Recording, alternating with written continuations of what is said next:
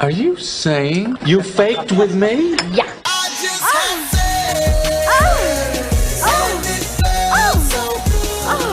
Wrong, now you're single. What do you know about sexual relations? Is it true that if you don't use it, you lose it?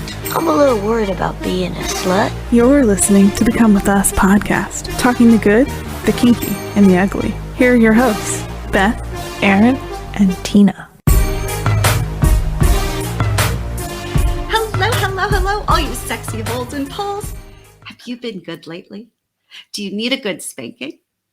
Oh, don't worry. By the end of the show, I have a feeling we will all be ready. Our butts will be tingling with excitement because today we know that sexy stuff matters to you. And today we have got a guest on. Stephanie is here. She is co-host of the Talk Dirty to Me podcast, but she is also a spankophile. Yes, a spanko, as they might be affectionately referred to. So I am so excited to share Stephanie's story with you because her upbringing was not somebody that you would expect to be openly, publicly talking about how much she loves a good spanking. But you know me, I love it when these things go together. And anyway, welcome to Come With Us podcast. I'm Beth Darling here from BethDarling.com. And by the way, have you gotten my new book yet? The 5 Kinds of Intimacy, How to Keep Your Love Alive? If not, please, what are you waiting for? Go to BethDarling.com. You can learn more about the book and find a link to order it on Amazon. So always 5 Kinds of Intimacy changes up everything. Oh, thanks, Aaron. Just put up. If you're watching us on YouTube, then you can see the cover of my book, my hot legs that someday when I'm really old, I'm going to go, damn, yeah, I was hot once. It's going to be awesome. So anyway, all right. Well, thank you. I'm here with Aaron. Thank you so much. Stephanie, so glad to have y'all. And oh my goodness, how does one become a spankophile when they grew up in a very conservative house, Stephanie? Well, first of all, thank you for having me. Second of all, I think those are necessary ingredients sometimes for a spankophile from my personal journey. But that's a question I'll ask myself for forever. I think I don't have the answer to that. I can tell you my story. Oh, perfect. And why I feel like a spankophile is a good term for me. Oh, good. Well, actually, that's probably a good place. If I could, sorry, I get so excited. I'll just, ask. Feel free to interrupt us. We don't need to be rude. I don't need to be rude, but fine. But so tell us what a spankophile or spanko is, as you define it, if you will. Sure, and I want to be careful because there's recently been a lot of discourse in the FET community about who can consider themselves a spankophile, and I try to stay away from absolutes or anything like that. For me, it resonated because of a book that I came across a couple of years ago called Sex with Shakespeare by Gillian Keenan. And that was like a big shift in my life because I was sitting on my floor. My husband was overseas. I was regrouting our floors. I like to do house projects when he's out of town. And wow, I got recommended this book, and just because it was like in the algorithm of books on my audiobooks, and I was doing a real deep dive into Shakespeare, and it came up, and I sat on my floor for 9.5 hours, which is the length of the book, and wept and thought, for the first time in my life, I'm not alone. And that was great for a few years because that was just a really nice stepping stone to think that this sort of thought process that had plagued me since like 4 years old. I was listening to somebody describe very similar things, like looking up the word spanking in the dictionary, it being something that you didn't want to happen to you as a child from anyone that was a parent or a relation, but playing house and always being the kid who wanted to get in trouble or asking babysitters to spank me. It was a crazy thing, but it was even more insane to sit there and listen to somebody who was saying the exact same things. Wow. I think your podcast co-host Casey was on with us a bit ago, and I think she mentioned that book too. I have to say, I just looked it up while you were talking. I wasn't trying to be rude, but No. because I was trying to figure out if it was just about Shakespeare's writing and all the sexy stuff in it or not. But Well, and instead it's a memoir. that was my draw to it at first, because I did sort of a deep dive into Shakespeare. I am an actor in the theater world and film world outside of this, and there's so much sex and imagery throughout Shakespeare. It's so crazy. So I was very prepared for the book to be kind of a deep dive into that. And it's really this lovely sort of, it's her story, but the characters of Shakespeare's stories come to life to help her get through these feelings of feeling really disgusted with yourself and not understanding it. Because I can understand a lot of people here, you like spanking and it's quickly, it's sexual and whatnot. It's really very different for me, because when you're 4 and 5 years old and you're throwing up after you've been spanked by your parents because it feels so violating, because you don't understand what your body's really doing, there aren't books out there that can walk you through that. There's not therapists that you can feel comfortable to kind of open up to, because if you went to a therapist as a child and said, I don't like it when my parents spank me, what child does? And then there is a caveat to that, because there are spankophiles who actually used to try to get in trouble so that they would get spanked. So I guess there are kids out there that do like it. But for me, it was a really traumatic experience. It felt really violating. And she would beg her mom to spank her on the leg. I was very much the same. I just was really good. I just followed the rules, which then that led to this lifelong journey of always following the rules and really missing out, I think, on a lot of fun in life in a lot of ways. But that fun was forced upon me. I think the universe was watching out for me, because I've had a lot of fun in life. But in my early days, I just followed the rules because it was a way to keep my sanity. And then I grew up very religious too. So I waited every night as a kid for a demon to come out from under my bed and take me away and take me to hell, because, what person had thoughts like this? And there was certainly nowhere in the Bible that I could find that made sense to why my body desired what it desired.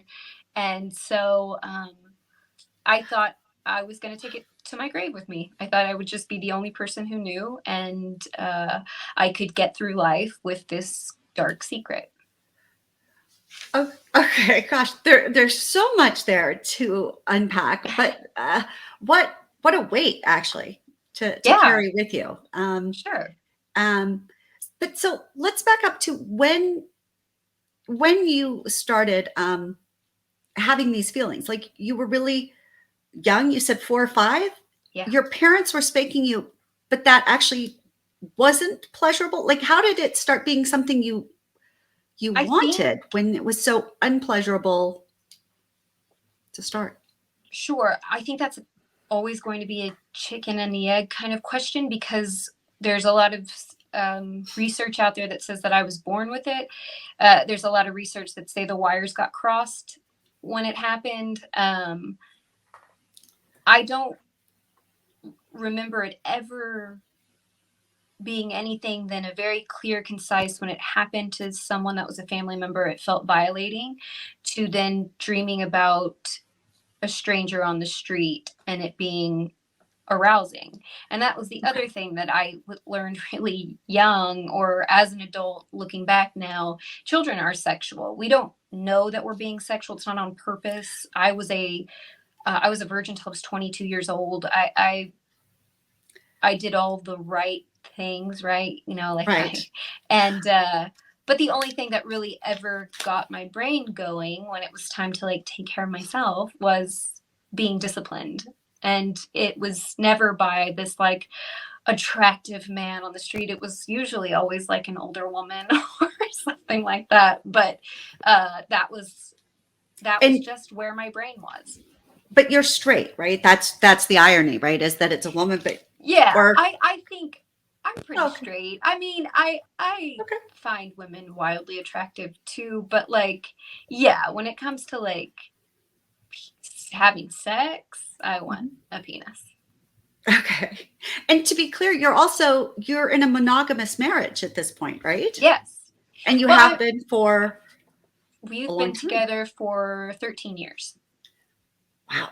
Okay. You and Aaron. Yeah, you guys both started really Yeah, we started really young. And I was listening to a couple of your previous episodes today before the podcast, and like you, Aaron, I've been on quite a journey with my spouse, and I don't think that journey ever stops. I'm also in a place right now where I'm watching my parents. My mom is 60 and my parents are splitting up, and it's kind of always, I've always seen it in my head as something stopped, somewhere the effort stopped, and their journey is over as a marriage. And I think I'll always, even more so now, have a fear of that. I want to always check in and see where we're at and make sure that we're growing together and that we're on the same page. Well, I hate to plug my own book, but I got to tell you, I pretty much think if you keep the 5 kinds of intimacy in mind, that's exactly what they help do. And every year, I think people, as part of the book and stuff, I included a state of your union, because just like we get job reviews at work to keep us motivated, to help us understand where the expectations, where we're succeeding, where we could use a little improvement. I think we deserve that. And our relationships deserve that too. So I think that becomes key. Otherwise, people wait 6 years. Well, and I technically did that. And there was a lot of guilt that I had after we got married. We waited a while to get married. We've been married 7 years now. But I remember after we were married thinking, I just married my spouse with this really deep, dark secret.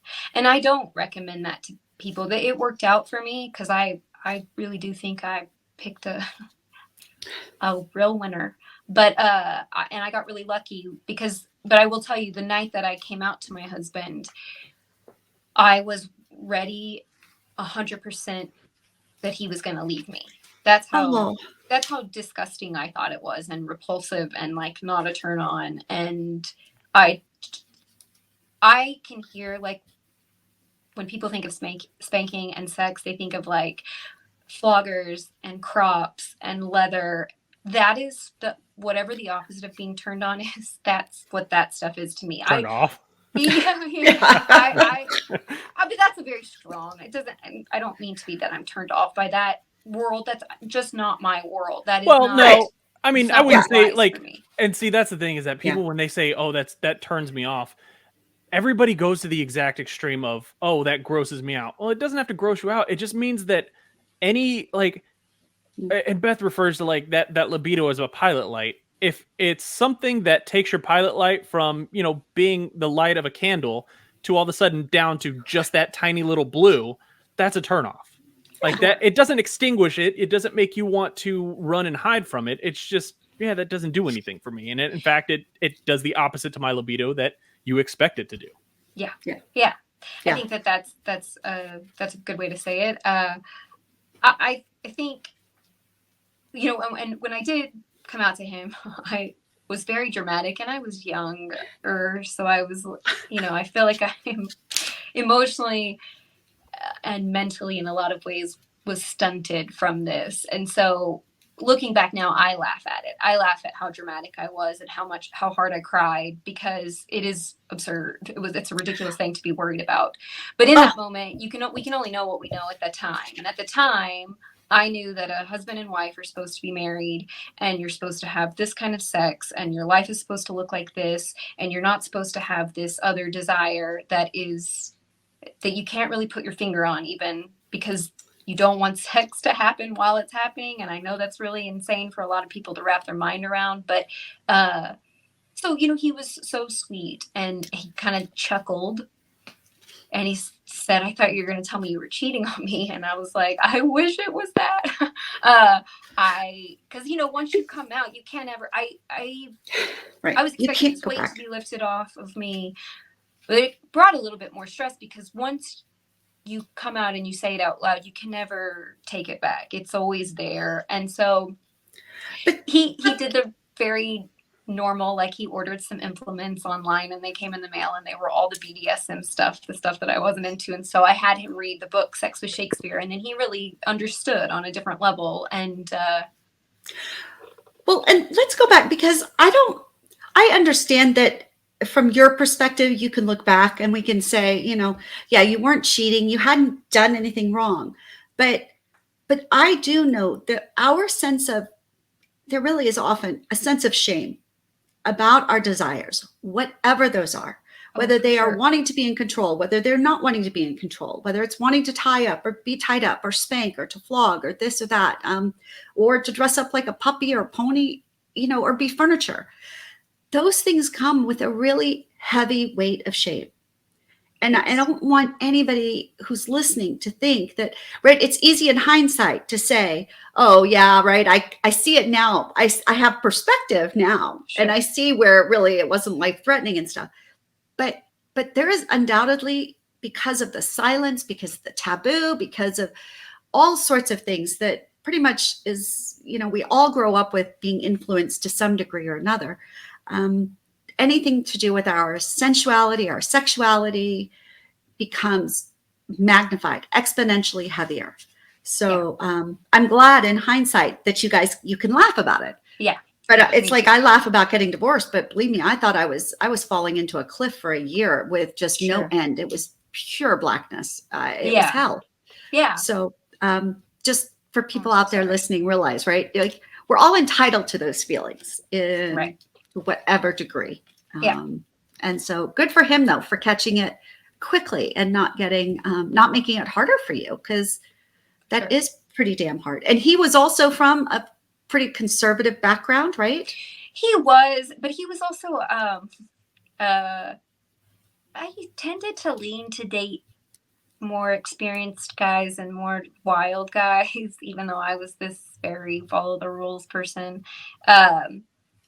He did come from a very small town in Western Oklahoma, but he got out as soon as he turned like 18 or 19 and as soon as he could. And he's seen the world for sure. And so, by the way, everybody who just saw me make a face on YouTube, it's just the Oklahoma hate, That's just who I am. That you don't like the state? No. Oh, okay. No. Yeah. Well, he's in sports, so there's a lot of sports. Sure. Well, that just general. I mean, I was born and raised here in Texas, and I mean, there's one thing that I was always told will always be the word. Like, they could just dig a giant ditch where it is and fill it in and make it an ocean for the Midwest, or a big sea for the Midwest for people to get beach access. I'm fine with that. And I like people from Oklahoma. One of my wives and my friends is from there. My sister-in-law is from there. One of your wives? One of my wives and my friends. Oh, friend. Okay. I was like, she grew up in Oklahoma. I've got 6 wives. Okay. I was like, that's the funny thing is every time I tell a story about my wife, it's a different wife. So, no, but I like the people from Oklahoma. So if you're listening in Oklahoma, I don't dislike you. I just like making fun of your state because, well, I mean, everybody has that family member or friend in their group that gets made fun of the most, and that's Oklahoma. Yeah. Well, and that's what happens when people say, oh, what they like to be spanked. Suddenly it's like, oh, it's an easy target, or, oh, this. Yeah. So whatever. Yeah. Okay. So mine's a little bit more complicated. Yes. So, and it's so interesting to me that you separate spanking from sexy. Right? Yeah. And the again, turn on is not sexual, or it is sexual. You just get turned on and then go to your husband because you're still monogamous, I think, right? Yes. So it depends on what you consider monogamy, right? So I don't have sexual intercourse with anybody that I have a spanking relationship with. It's hard for me to speak in absolutes, and it's hard for me to tell you why I don't bring sex into it. I've been on my journey since February of 2021, my explorative journey for just coming up on a year. So I'm sure there's still loads of things I need to figure out. I would love to be able to move it to my bedroom with my spouse. I would love to get to a place where I just like the sexy spanking, that pretty much turns, I believe most people in the world like it at some point, the sensation, the sound, there's so many nerve endings there, which is also why I think it's a interesting thing that we choose to do to kids. I don't want to stand on the soapbox and tell you that you shouldn't spank your child, but I will tell you that you should do some research on spankophiles, because we're a dime a dozen. It was traumatic as a child.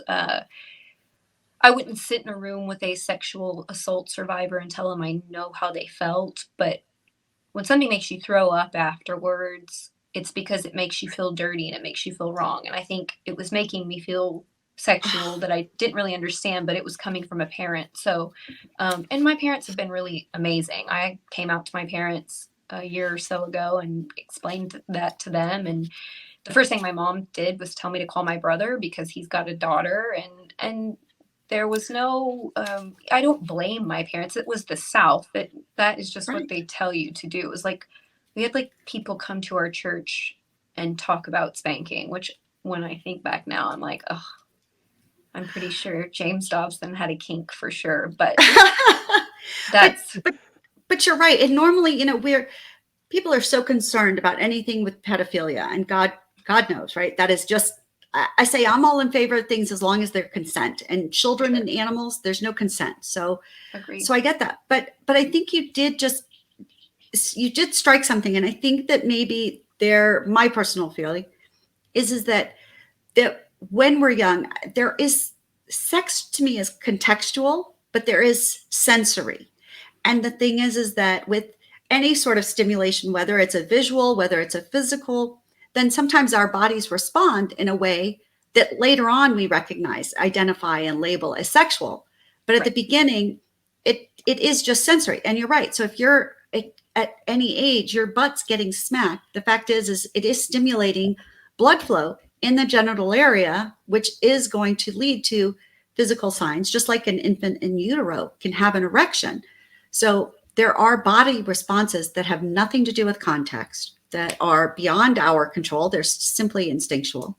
Sure. And it does make sense that maybe trying to reconcile the body's response and then later you recognize it as sexual, it becomes perhaps linked. So that's a good point. And I just had never thought about it in terms of why we might be actually creating arousal in children without recognizing it and without intending to. One of the first deep dives I did was I tried to find the history of spanking as far back as I could go.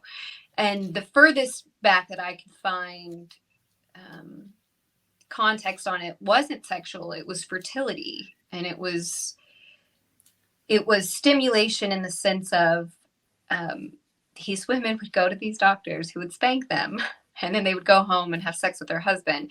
And the thing is I would imagine maybe these women didn't know they got off to have a little bit of pain, but they became aroused. And I think maybe I'm wrong about this, but I believe your chances of getting pregnant are higher if the woman climaxes. Yes. So this might have just been a early onset way to kind of send a woman home to be like juiced up and ready to go.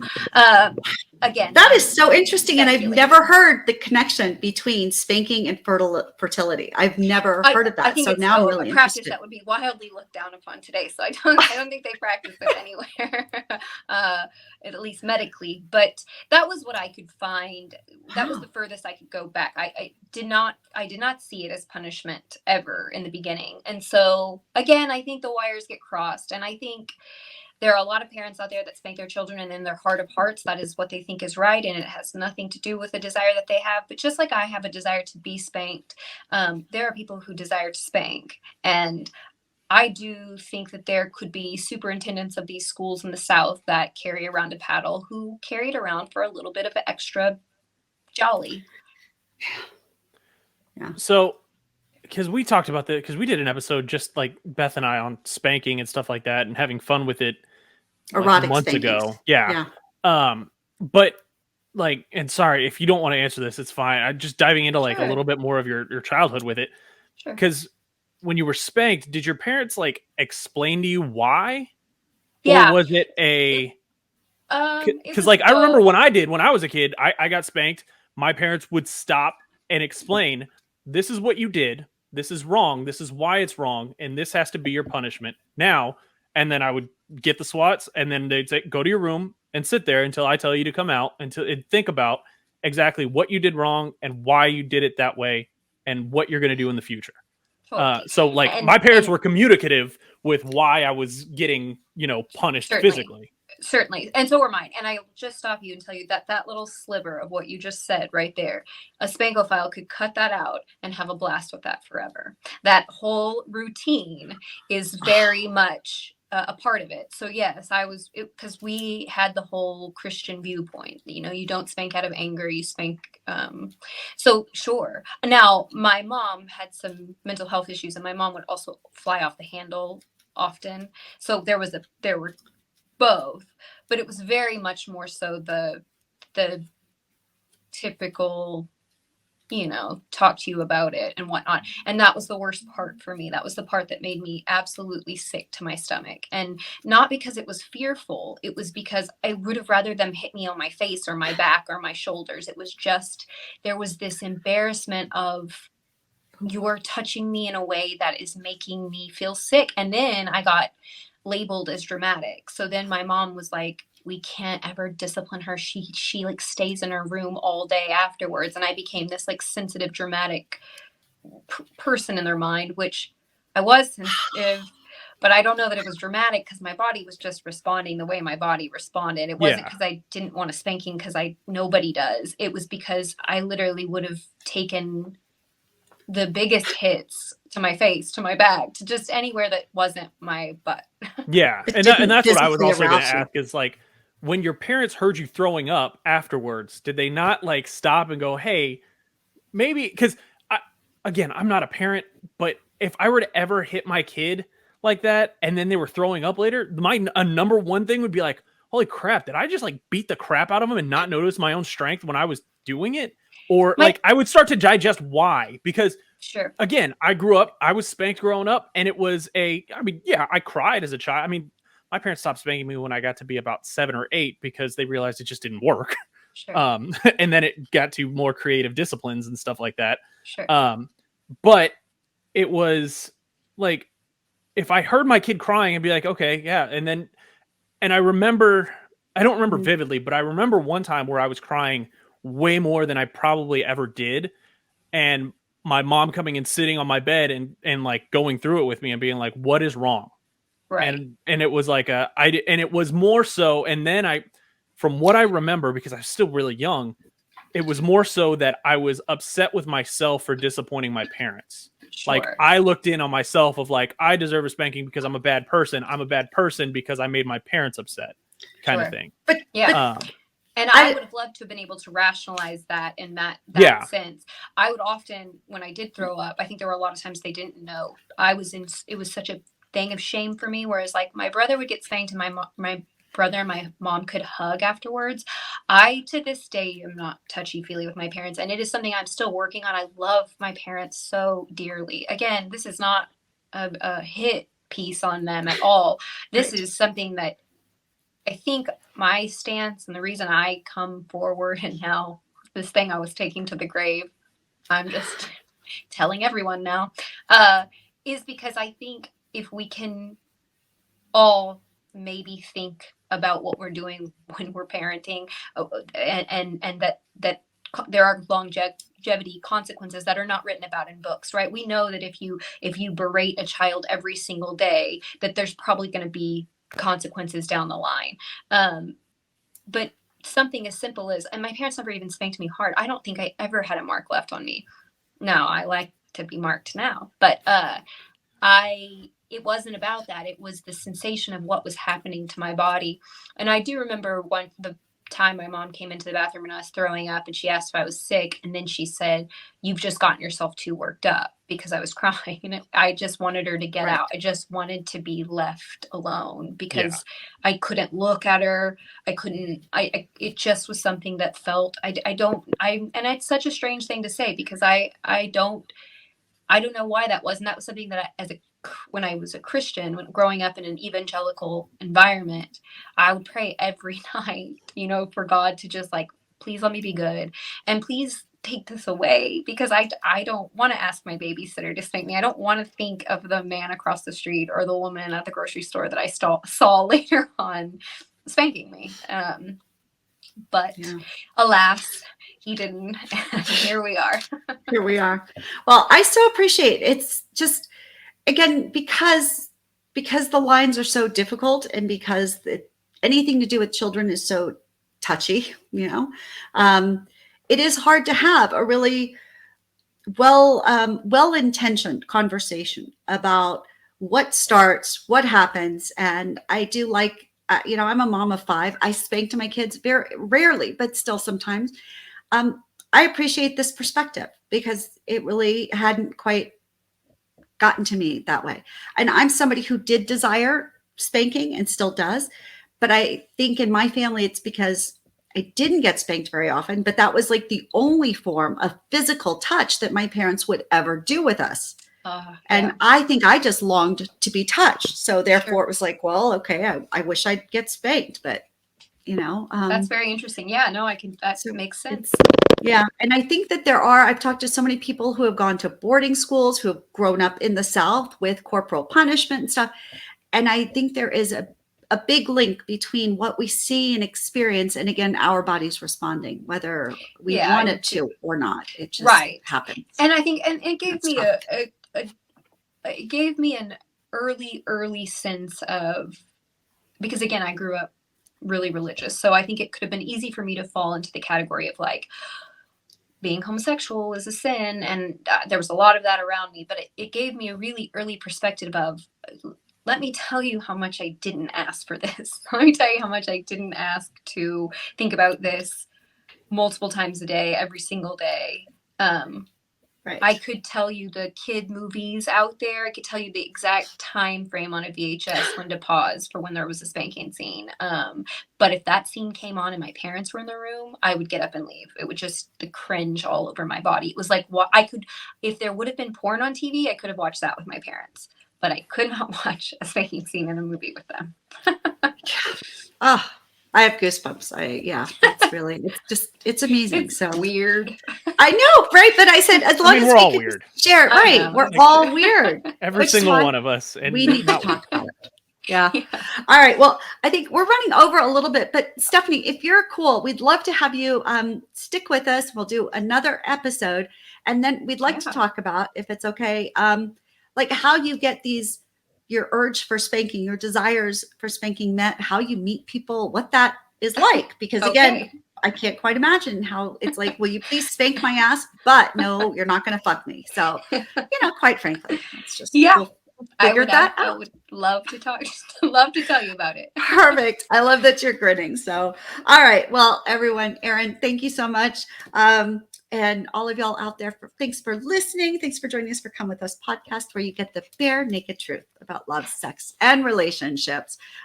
We are glad you're here, because again, all of this stuff really matters. And the more we know, the better we do, and the more fun we have. That's kind of our approach.